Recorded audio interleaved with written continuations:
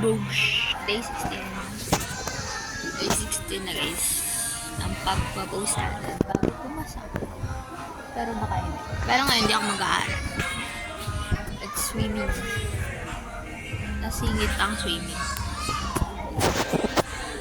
Swimming ngayong araw guys. Walang mag-aaral. Charot. Pag-uwi. I mean, pwede naman.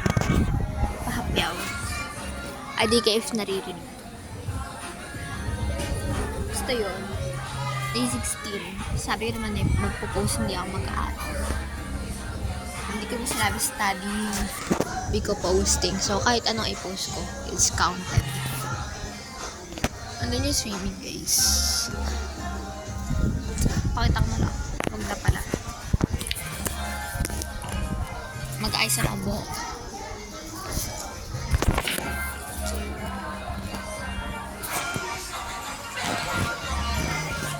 Baka makakita ako.